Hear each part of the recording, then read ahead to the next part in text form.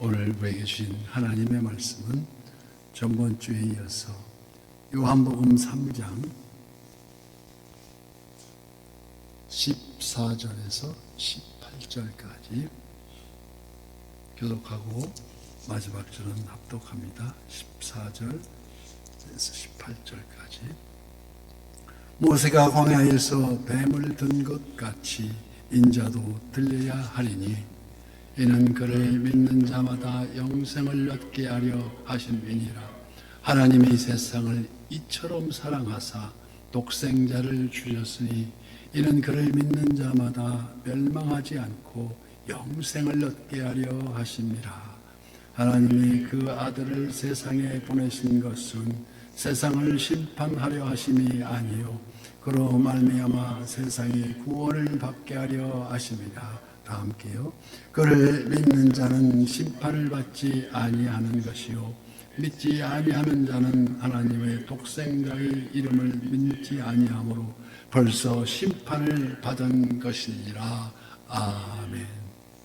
오늘도 실시간 선한 유수의 기도의 향연 속에 새벽을 깨우는 우리 성도님들 모두에게 여호와 샬롬 지키시는 하나님의 평강과 오늘도 승리로 이끄시는 풍성한 은혜를 축복합니다. 오늘 본문 14절 말씀과 같이 모세가 광야에서 뱀을 든 것 같이 인자도 들려야 하리니, 민수기 21장에서 그 기록에 의하면 이스라엘 백성이 출애굽하여서 호렙산을 떠나 에돔 땅을 돌아설 때에 길은 험하고 신광야 그 험난한 광야길을 혹자는 우리 인생길에 비유해서 가도 끝이 없는 외로우니 나그네 길, 안개 깊은 새벽 나는 떠나간다오 이별의 종착역이라고 노래합니다. 그러나 우리 주님과 동행하는 우리 모두의 길, 외로운 길이 아니고 이별이 종착역이 아니고 주님 안에서 믿는 자들끼리 다시 믿음으로 재회의 천국 그 길을 가는 줄 믿습니다. 너희는 목이 곧은 백성이라. 하나님의 백성에 합당한 온유함을 훈련시키기 위해서 애굽에서 가나안까지 부지런히 강행군하면 보름이면 갈 길을 40년간이나 광야길을 돌고 돌려서 꽤 돌아서 그때마다 낮에는 구름 기둥으로 밤에는 불 기둥으로, 낮에는 너무 더우니까 시원하게 기둥을 세우시고 밤에는 너무 추우니까 불 기둥으로 세우셔서 그 40년의 광야를 돌아서 때로는 고기가 먹고 싶다 하니 만나와 메추라기를 먹이시고, 그런데도 조금만 지치고 힘들면 그새를 못 참고 하나님과 모세를 또 원망하기 시작합니다. 하나님께서는 저들의 원망을 들으시고 사막의 불뱀을 몰아다가 백성들을 물게 함으로 이리 물려 죽는 자가 부지기수라 기록되었습니다. 그제서야 자기의 잘못을 깨닫고 백성들이 모세에게 나와서 하나님께 용서의 기도를 의뢰합니다. 그래서 여호와께서 모세에게 이르되 불뱀을 만들어 장대 위에 매달아라. 물린 자마다 그것을 보면 살리라고 말씀하십니다. 이에 놋병을 만들어서 장대 위에 다니 순종하는 자, 곧 놋병을 바라보는 자는 살고, 그래도 또 불순종하는 자, 그 속에서도 바라보지 않는 자는 죽더라는 것입니다. 이 역사적인 사실은 죄와 예수님과의 관계를 예표하고 있습니다. 즉 불뱀은 죄악을 말씀하는 것이고, 장대 위에 단 놋뱀은 십자가 위에 예수님을 상징합니다. 불뱀에 불린 자는 다 죽는 것처럼 죄로 말미암아 죽을 수밖에 없는 우리가 장대 위에 된 놋뱀을 바라본 자는 다 살아나는 것처럼 이 세상 일찍이 죄악의 불뱀에 들어왔다는 것이 아니겠습니까? 인류의 조상 아담과 하와의 행복 동산에, 이 에덴 동산에서 불순종의 선악과의 불순종의 선악과로 말미암아 죄악의 불뱀에게 물려 죽을 수밖에 없었던 우리들, 이 원죄라고 하지 않습니까? 로마서 5장 12절. 그러므로 한 사람으로 말미암아 죄가 세상에 들어오고 죄로 말미암아 사망에 들어왔나니 이와 같이 모든 사람의 죄를 지었으므로 사망이 모든 사람에게 이르렀느니라. 불뱀의 독이 사람을 죽이듯이 죄악의 독이 사람의 영혼을 죽입니다. 여기 죄악의 불뱀에게 물려 죽어가는 모든 사람을 구원하기 위해서 그 하나님의 사랑이 나타나셨으니, 오늘 본문 16절 말씀, 하나님의 세상을 이처럼 사랑하사 독생자를 주셨으니 이는 그를 믿는 자마다 멸망하지 않고 영생을 얻게 하려 하심이라. 이 말씀이 신구약 전체 성경 66권의 총대지이며 기독교 복음의 진수라고 할 수 있습니다. 한 문장으로 줄이면 바로 이 구절입니다. 하나님이 세상을 이처럼 사랑하사. 창세 이후에 하나님의 형상을 따라 사람을 만드시고 이후 완전히 타락한 인류를 멸하실 때에도 의인 노아를 부르셔서 노아를 통해서 관계를 회복하는 하나님의 인간을 향한 쉼없는 사랑, 그 사랑은 죄악의 불뱀에게 물려주고 하는 우리들을 다 사랑하신다는 뜻입니다. 독생자를 주셨으니 독생 성자를 주시기까지 사랑하신다는 것입니다. 그래서 말씀이 육신이 되어 우리 가운데 거하심에 우리가 그의 영광을 보니 아버지의 독생자의 영광이요 은혜와 진리가 충만하더라. 바로 예수님의 성육신이십니다.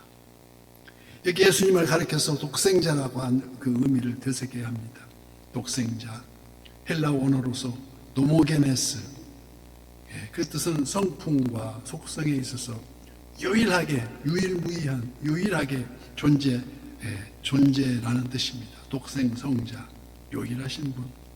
성자 하나님일 뿐만 아니라 우리를 대속할 수 있는 유일하신 분.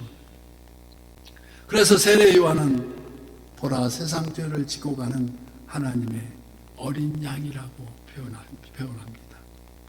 하나님의 독생 성자를 이 땅에 보내실 때 이미 죽음을 전제하고 보내셨다는 말씀입니다. 마치 아브라함이 하나님의 명을 따라 모리아산까지 3일간을 걸으면서 아들 이삭을 번제드릴 각오로 바로 그 심정으로 하나님의 세상을 이처럼 사랑하사, 예수님의 사랑은 이론이나 말이 아니라 응분의 대가를 아낌없이 지불하여 주신 사랑입니다. 그러한 사랑, 이는 그를 믿는 자마다 멸망하지 않고 영생을 얻게 하려 하시는 그러한 사랑. 여기 영생의 조건은 그를 믿는 자마다입니다. 그를 어떻게 믿는가? 진심으로 믿는 자. 무엇을 믿는다는 겁니까? 광야에서 사망을 준 녹뱀이 장대에 달린 것처럼 우리 주 예수 그리스도께서 우리의 죄를 다 짊어지시고 나무에 달릴 때 테텔레스타에 다 이루었다고 다 사해졌음을 믿는 것입니다. 오직 그 믿음으로만 영생을 얻으리라는 것입니다. 그래서 계시록 19장 8절 말씀, 그에게 빛나고 깨끗한 세마포 옷을 입도록 허락하셨으니 이 세마포 옷은 성도들의 옳은 행실이로다. 이 옳은 행실이란 바로 영생을 얻을 수 있는 믿음입니다. 그 믿음만 있으면, 여기 영생이란 과거적이면서 또 현재를 이룬 물론이고 또한 미래에도 변함이 없다는 말씀입니다. 그래서 예수님과의 니고데모의 대화 속에서 바로 앞절에서 나오듯이 예수님께 대답하여 이르시되 진실로 진실로 내게 이르노니 사람이 거듭나지 아니하면 하나님의 나라를 볼 수 없느니라고 말씀하셨습니다. 바로 그것은 우리 주님 앞에서, 우리 주님 안에서 이미 영생을 얻었고 이미 얻어서 가지고 있다는 것입니다. 그 영생을 현재 누리고 있으며 미래에도 우리의 본향 영원히 누리게 됨을 의미합니다. 어떻게 해요? 다시 우리 주님 오신 날 그날 특별히 현재의 누림을 강조하고 있습니다. 그래서 요한복음 11장 25절 예수님은 나사로의 죽음 앞에서 이렇게 마르다에게 말합니다. 나는 부활이요 생명이니 나를 믿는 자는 죽어도 살겠고 무릇 살아서 나를 믿는 자는 영원히 죽지 아니하느니 이것을 내가 믿느냐고 그 믿음을 물어보십니다. 요한복음에서 강조하고 있는 영원한 생명, 즉 영생이란 예수님을 인격적으로 깊이 알고 그분과 동행하는 것을 의미합니다. 어떻게요? 주님과 항상 함께 계신다는 것을 의미합니다. 사도 요한은 그가 쓴 요한 1서의 영생을 다른 말로 하나님과의 사귐이라고 정의합니다. 요한 1서 4장 그 안에 생명이 있었으니 이 생명은 사람들의 빛이라고 말씀하듯이 그러므로 오늘 보면 17절 말씀도 마찬가지 또한 얘기입니다. 하나님이 그의 아들을 세상에 보내신 것은 세상을 심판하려 하심이 아니요 그로 말미암아 세상의 구원을 받게 하려 하심이라. 말씀을 듣고 믿는 자는 영생을, 말씀을 듣지 않고 믿지 않는 자는 심판을 이미 받았다는 것입니다. 이는 사후에 결정될 어떤 것이 아니라는 것입니다. 현재 그 복음을 통해서 복된 음성을 통해서 그 복된 말씀을 통해서 예수를 믿는 자는 이미 영원한 생명을 이미 얻었고 그래서 사도 바울은 빌립보서 3장 20절에서 이렇게 얘기합니다. 그러나 우리의 시민권은 하늘에 있는지라고 말씀하고 있습니다. 베드로 사도도 역시 성도를 가리켜서 잠시 머물다가는 나그네라고 정의하면서 우리는 하늘에 속한 자로서 그러나 너희는 택하신 족속이요 왕같은 제사장들이요 거룩한 나라요 그의 소유된 백성이니 이는 너희를 어두운 데서 불러내어 그의 기이한 빛에 들어가게 하신 이의 아름다운 덕을 선포하게 하려 하심이라고 말씀합니다. 이 땅에 살아가는 나그네의 의미를 분명하게 말씀하고 있습니다. 본문 18절 말씀 그를 믿는 자는 심판을 받지 아니하는 것이요 믿지 아니하는 자는 하나님의 독생성자의 이름을 믿지 아니하므로 벌써 심판을 받은 것이니라. 어쩔 수 없다는 것입니다. 여기 심판을 받지 아니하면 정죄를 받지 않는다 하며 너희는 그 은혜에 의하여 믿음으로 말미암아 구원을 받았으니 이것은 너희에게서 난 것이 아니요 하나님의 선물이라고 말씀하십니다. 행위에서 난 것이 아니니 이는 누구든지 자랑하지 못하게 함이라. 이 얼마나 놀라운 은혜입니까? 어메이징 그레이스입니다. 놀라운 은혜. 미국의 은혜 예수 잘 믿는 그런 수행이 다해서 하는 인종 예배시에 들리는 목소리입니다. 어떻게 합니까? 우리는 슬퍼서 눈물 흘리지만 조용히 앉아서 주님께 감사의 기도를 드리면서 마무리 기도가 굿나잇 잘 있어라. 네. 눈을 감으신 분은 굿바이 하고 천국으로 예수 잘 믿고 우리 천국에서 다시 만나자고 마지막 말을 하면서 떠나간다는 것입니다. 그런데 믿음은 긴급성이 필요합니다. 아주 급합니다. 병든 자에게 긴급한 치료가 요하듯이 시간이 지체될수록 불리한 상황에 처하게 된다는 것입니다. 불뱀에 물린 자가 빨리 독뱀을 쳐다보아야 살듯이 지체하지 아니하면 놓쳐버릴 수밖에 없다는 것입니다. 그래서 마귀의 두목들이 이제 모여서 신앙생활 방해 공작 교회가 일었답니다. 한 마귀가 일어나서 이렇게 우리를 신경 쓰게 하면 죽입시다. 한 대장 마귀가 합니다.